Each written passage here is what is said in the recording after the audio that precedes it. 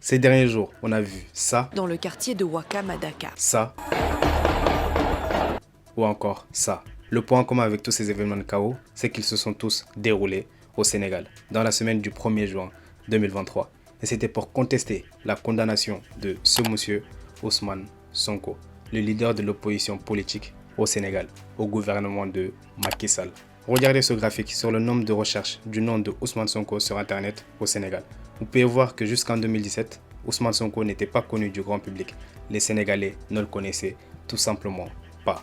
Mais lors des récentes manifestations, on a vu des jeunes, des vieux, des hommes, des femmes manifester pour lui.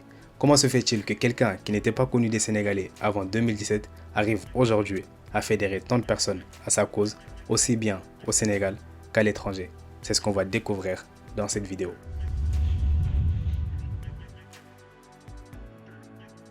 Alors d'abord, le parcours d'Ousmane Sonko passe sous silence, personne n'en parle, ou du moins très peu de personnes en parlent, et pourtant son parcours explique beaucoup de choses sur ses positions actuelles. Concernant son parcours scolaire, Ousmane Sonko a obtenu sa maîtrise en droit public en 1999, puis continue et sort diplômé de l'École nationale de l'administration en 2001 dans la section des impôts. En 2003, il obtient son DEA en finances publiques et fiscalité à l'université Cheikh Anta Diop. Ensuite, il obtient un Master 2 en gestion et finances en France. Et enfin, la petite cerise sur le gâteau, il obtient son doctorat en droit public, économique et fiscalité.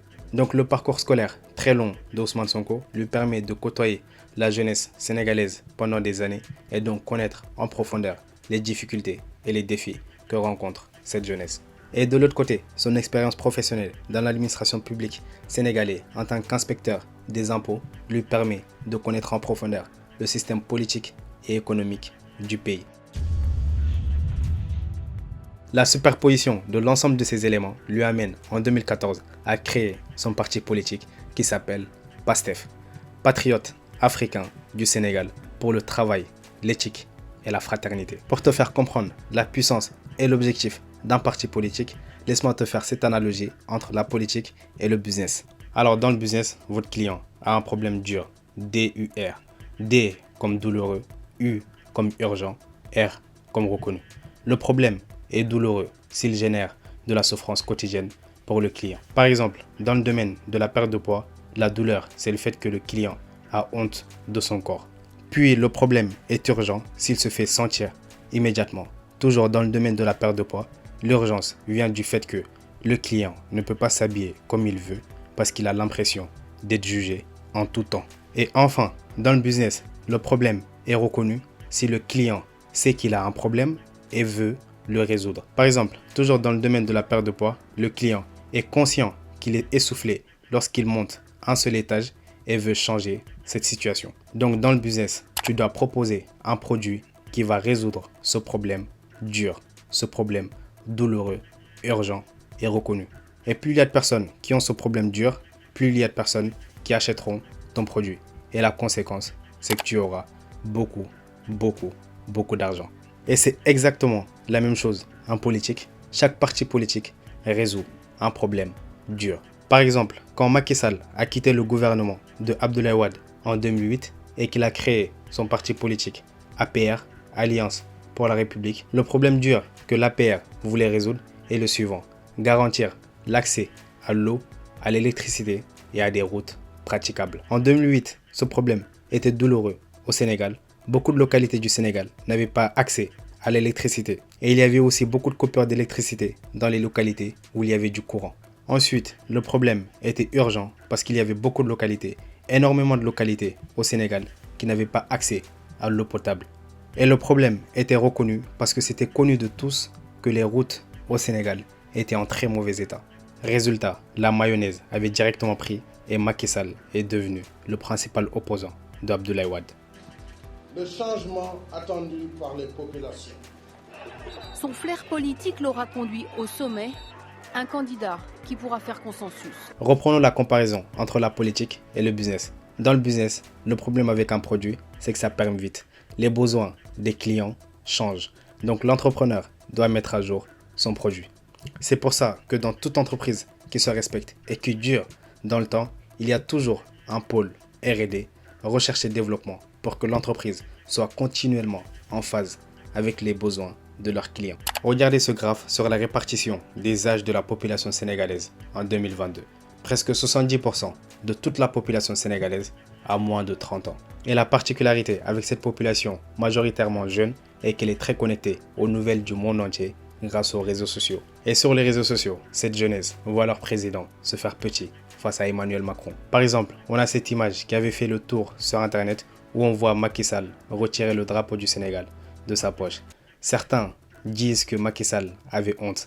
Bien sûr que c'est faux, c'est très faux, mais ça traduit la fracture qui est en train de se créer entre la jeunesse sénégalaise et leur président. Ensuite, cette jeunesse sénégalaise majoritairement composée d'étudiants et de jeunes travailleurs n'ont pas l'impression que Macky Sall mette en place des mesures pour changer leurs conditions, à savoir la régularité dans la perception de leur bourse étudiant ou encore l'augmentation des salaires pour les jeunes travailleurs. Dans ces conditions, il devient inévitable qu'un parti politique qui critique le gouvernement de Macky Sall devienne de plus en plus populaire. Il devient inévitable que le parti politique d'Ousmane Sonko, le PASTEF, gagne en popularité. Mais comment Ousmane Sonko a-t-il fait pour capitaliser sur ces situations et se positionner comme le principal opposant de Macky Sall et a fortiori placer son parti politique comme le premier parti de l'opposition? D'abord, la principale raison de la montée d'Ousmane Sonko est qu'il connaisse particulièrement son public cible. Reprenons notre comparaison entre la politique et le business. Dans le business, il y a deux types d'entrepreneurs. D'abord, ceux qui créent leurs produits et essayent de trouver des clients. Dans la plupart du temps, dans 90% des cas, ces entrepreneurs ne connaissent pas de succès. Puis, il y a les autres qui se disent « Voilà mon public cible, quel produit créer pour répondre à leurs besoins ?» Ce sont ces entrepreneurs-là qui réussissent. En politique, c'est exactement pareil. Plus tu connais le public cible de ton parti politique, à savoir les problèmes profonds que ton public cible rencontre, plus tu peux placer ton parti politique comme étant leur sauveur. Et le public cible d'Ousmane Sonko, c'est la jeunesse. Regardons cette carte du Sénégal ensemble. Sonko est né à Thiès, grandi en Casamance, fait ses études supérieures à Saint-Louis, puis à Dakar, notamment dans l'université Cheikh Anta Diop, où le nombre d'étudiants dépasse le nombre de places disponibles. Sonko a aussi étudié en France. Donc Ousmane Sonko connaît les problèmes profonds des étudiants de pratiquement toutes les localités du Sénégal, mais aussi les étudiants de la diaspora, ou plutôt les réalités de la diaspora tout court. Maintenant, Ousmane Sonko n'a plus qu'à aligner les propositions de son parti politique aux désirs des jeunes Sénégalais, les désirs profonds des jeunes Sénégalais, aussi bien au Sénégal qu'à l'étranger. Nous ne sommes contre personne ni pour personne. Nous sommes pour nous-mêmes d'abord. Ce que je veux dire à la France, s'ils pensent que c'est une histoire de Ousmane Sonko ou de X ou de Y, non. C'est une histoire de la jeunesse africaine, des élites intellectuelles africaines. Celui qui l'a compris et qui se réajuste, parce que toute relation a besoin de réactualisation de temps en temps. Et les propositions du parti politique d'Ousmane Sonko sont les suivants. Sur le plan politique, le PASTEF veut privilégier l'Afrique et se débarrasser des inégalités du France-Afrique. Sur le plan économique, le PASTEF veut placer l'agriculture au cœur du développement. Sur le plan social, le parti politique de Ousmane Sonko veut égaliser les chances grâce à l'éducation. Et sur le plan des finances, Ousmane Sonko veut remettre de l'ordre dans les institutions de financement existantes et les adapter par rapport aux réalités des Sénégalais. Ousmane Sonko semble avoir la solution pour répondre aux problèmes profonds de son public cible. Il faut donc maintenant communiquer cette solution à un maximum de Sénégalais. Au XXIe siècle, comme je l'ai dit plus tôt, la jeunesse sénégalaise, par extension, la jeunesse africaine, se trouve sur les réseaux sociaux. Elle se trouve sur Facebook, sur YouTube, Instagram, etc. Et les chiffres sont impressionnants. Par exemple, en 2021, 251 millions d'Africains avaient un compte Facebook actif. C'est pourquoi, dès le départ, Ousmane Sonko place Facebook au cœur de sa stratégie. Ce choix d'Ousmane Sonko n'est pas un cas isolé. On voit depuis quelques années les hommes politiques en Europe placer ces nouveaux canaux de communication au cœur de leur stratégie de communication. Par exemple, pourquoi Emmanuel Macron s'embête à participer au jeu de devinette de l'un des plus grands youtubeurs français, McFly et Carlito. Kylian Mbappé, c'est moi qui m'occupe de sa carrière. Et donc, Kylian Mbappé va quitter le PSG dans les prochaines semaines pour l'Olympique de Marseille. Pourquoi il se crée un compte Snapchat? Pourquoi il pousse ses ministres à ouvrir des comptes similaires? Pourquoi on a par exemple l'exemple d'Olivier Véran qui surfait sur la tendance TikTok? Monsieur Véran, je vous propose 50% sur notre sélection. Non, merci, toujours pas. Merci d'arrêter de m'appeler.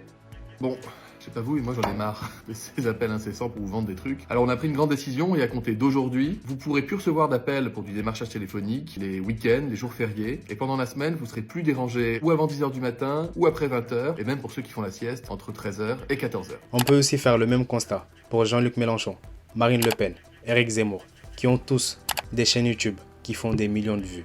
Sonko est conscient de cela, mais Macky Sall a négligé la puissance des réseaux sociaux, ou du moins la stratégie de communication qui a été mise en place par Macky Sall sur les réseaux sociaux n'a pas été efficace lors des 5 dernières années.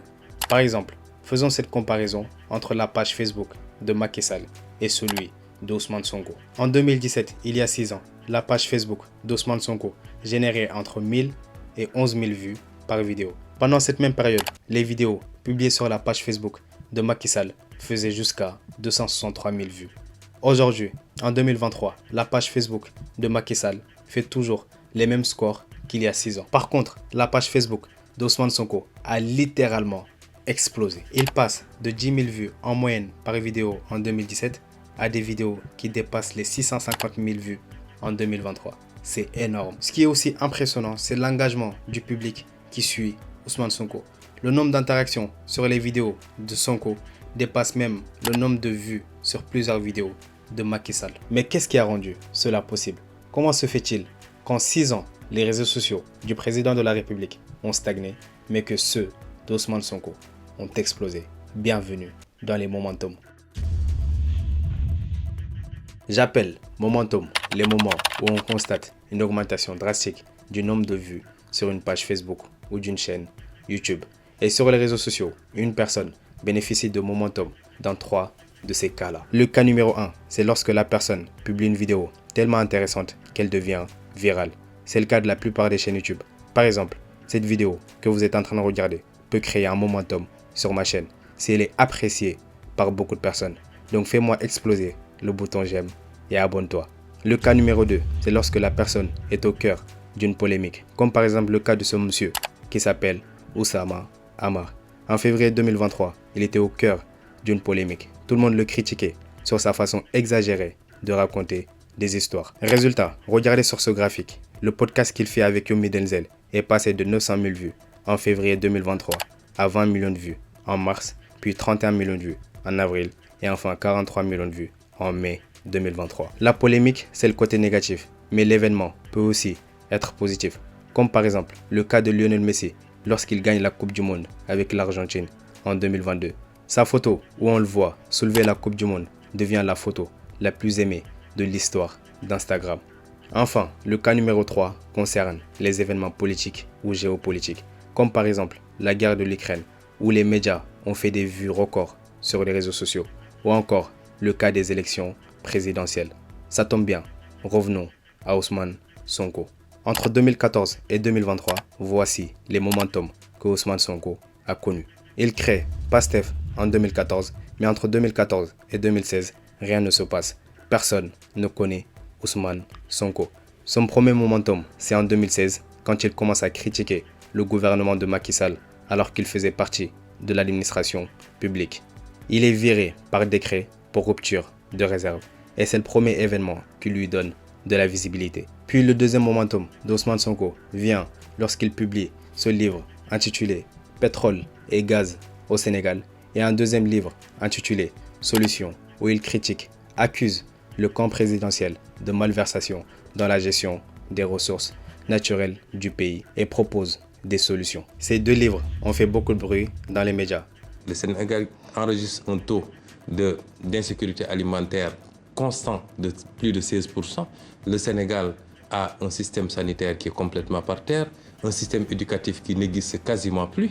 Ensuite, le troisième momentum d'Ousmane Sonko, c'est bien les élections présidentielles de 2019 où Ousmane Sonko est arrivé à la 3e place. Mais les momentum qui ont propulsé Ousmane Sonko au rang de chef de l'opposition, c'est bien l'affaire Adji Sarr et les manifestations qui s'en ont suivi. Pour rappel, Adjissa, une jeune employée d'un salon de massage, dépose plainte contre Ousmane Sonko en février 2021 pour viol répété. Et Ousmane Sonko, de son côté, accuse le complot orchestré par le camp présidentiel dans le but de le décrédibiliser et l'empêcher de se présenter aux élections présidentielles de 2024. Donc 2 graves manifestations tragiques ont eu lieu.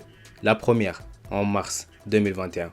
De nombreux feux en pleine rue, des jets de pierre sur les policiers et en face, des forces de l'ordre qui répliquent par des tirs de gaz lacrymogène. Et la seconde en juin 2023.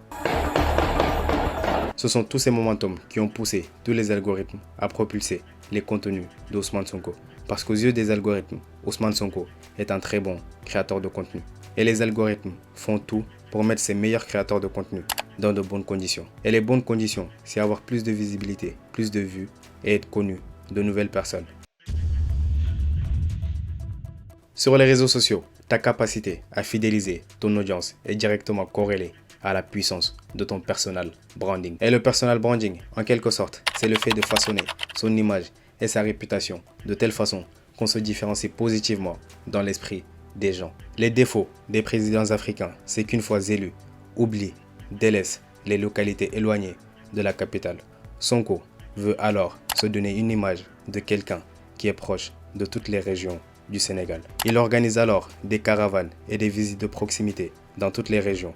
Ziguinchor, Kolda, Tambacounda, Saint-Louis, Thiès, Matam, etc., etc., etc. Parce que dans tous les cas, s'il plaît à Dieu, j'entrerai aujourd'hui à Vélingara au nom de la liberté, puisqu'il s'agit de la caravane de la liberté.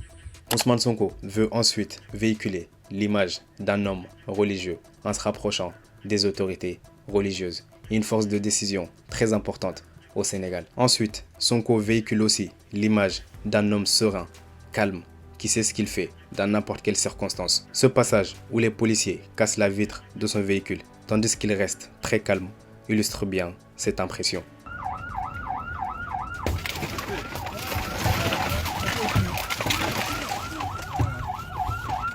Sauf si je suis en état d'arrestation. Voilà.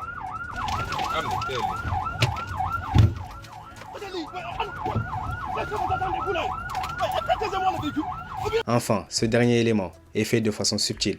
C'est que Ousmane Sonko veut qu'on voit en lui le nouveau Thomas Sankara. Par exemple, lors de cette interview avec France 24, Ousmane Sonko n'a rien dit par rapport à la photo de Thomas Sankara. Mais ton non-conscient, à toi, a fait le parallèle entre Sonko et Sankara. Ce sont tous ces éléments réunis qui renforcent l'amour et le soutien des partisans de Sonko envers lui. La différence entre Ousmane Sonko et Macky Sall sur ces 5 dernières années, c'est que Macky Sall a négligé la communication sur les réseaux sociaux pour faire adhérer un maximum de jeunes à son programme. Pourtant, Macky Sall avait des projets qui concernaient les jeunes dans chaque région du Sénégal. Par exemple, à Louga, il avait pour ambition de créer plus de 50 000 emplois liés à la protection des forêts. Il voulait aussi ouvrir un centre socio-culturel pour la jeunesse de Podor. À Tambacounda, il veut construire une nouvelle université. En bref, il avait un projet pour chaque région du Sénégal. Ousmane Sonko, de son côté, a compris la puissance des réseaux sociaux. Et les réseaux sociaux l'ont révélé aux yeux de la jeunesse sénégalaise ainsi que la diaspora. Ce qui lui a permis d'être là où il est aujourd'hui.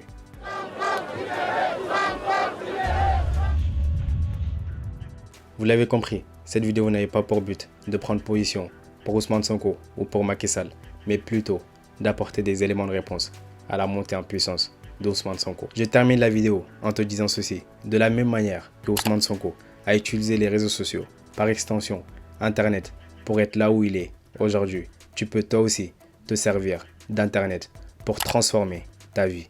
Grâce à Internet, tu peux commencer par apprendre une compétence à haut revenu, en anglais, une high income skill, une compétence que tu pourras monétiser en proposant tes services sur Internet. Tu pourras ensuite bâtir ton entreprise autour de cette compétence. La vidéo risque d'être trop longue. Si tu veux plus de détails, viens sur Instagram. Le lien est en description. C'est la fin de cette vidéo. Si tu l'as aimé, partage-la et abonne-toi à la chaîne pour d'autres vidéos de ce genre-là. Allez, ciao.